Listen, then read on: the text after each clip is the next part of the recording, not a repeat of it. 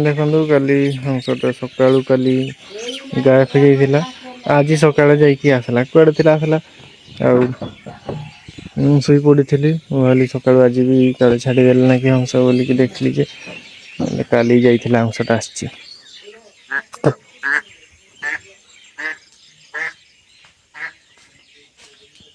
ଶୁଣୁଛ ନା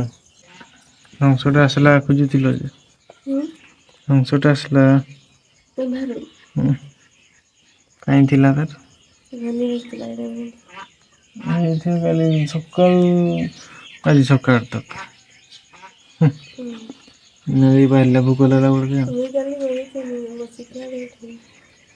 ମତେ କହିଲନି ଆଉ ଭଲ କରି କାହିଁ ତାର ଅଣ୍ଡା ପାଳୁଛି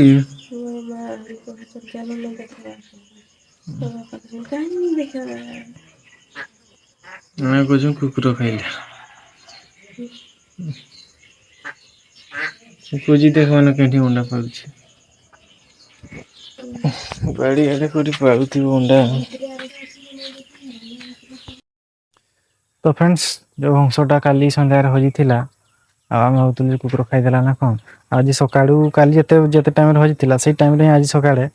ଆଉ ଆସିକି ଶବ୍ଦ କଲା ବେଳକୁ ଆମେ ଦେଖିଲୁ ଯେ ଆରେ ହଂସଟା କୁଆଡେ ଆସିଲା ତାପରେ ଖୋଜିଲୁ ତାପରେ ଭାବିଲୁ ଅଣ୍ଡା କୋଉଠି ଦଉଥିବ କି ସେ ବି ନିଜେ ମା ବି କହୁଥିଲା ଗୋଟେ ଅଣ୍ଡା ଦଉଥିବ ନା କଣ ତ ଆସିକି ଦେଖିଲୁ ଯେ ଗୋଟେ ଜାଗାରେ ଅଣ୍ଡା ପାଳିଛି ଆଉ 7ଟା କେତେ ଅଣ୍ଡା ପାଳିଛି ତ ଘରେ ଯେହେତୁ ଆମେ ଅଣ୍ଡା ଖାଇଦଉ ବଢିଆ ସେ ଭାବିଲା କି ଆମ ଘରେ ଦେଲେ ଅଣ୍ଡା ଦେଲେ ତ ଖାଇ ଦଉଛନ୍ତି ବାହାରେ ଅଣ୍ଡା ଦବା ବୋଧେ ଚିଆଁ ଫୁଟେଇବାର ଥିବ କି କଣ ସେ ଭାବୁଥିବ ନାଇଁ ଘରେ ଖାଇ ଦଉଛନ୍ତି ବାହାରେ ଦେଲେ ଚିଆଁ ଫୁଟେଇବି ବୋଲି ଭାବୁଥିବ ବୋଧେ ତ ଦେଖନ୍ତୁ ଏଇଟା ହଉଛି ସେଇ ଜାଗାଟା ଏଇଠି ଏବେ ବି ବସିଛି ଗୋଟେ ଏବେ ବସି ଦେଖନ୍ତୁ ଅଣ୍ଡା ପାଳିତେ ଆଉ ଏଇଠି ଲୁଚି ଲୁଚି ଅଣ୍ଡା ପାଳୁଛି ମଣିଷ ମାନେ ଖାଇ ଦଉଛନ୍ତି ଅଣ୍ଡା ବୋଲି ଦେଖନ୍ତୁ କେତେ ଚାଲାକ ଲୁଚିକି ଅଣ୍ଡା ପାଳୁଛି ତ ଫୁଟେଇବ ବୋଲି ତ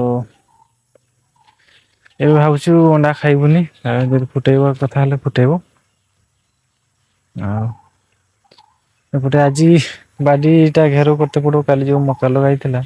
ଆଉ ଟିକେ ଆଉ କିଛି ଲଗେଇବାର ଲଗେଇବା କାକୁଡି ଭେଣ୍ଡି ଏ ସବୁ ଆଉ ତ ଆଜି ଟିକେ ଘେରାଉ କରିବା ପାଇଁ ପଡିବ ତ ବର୍ତ୍ତମାନ ଲାଗିଯାଇ ଟିକେ ଘେରାଉ କାମ କରେ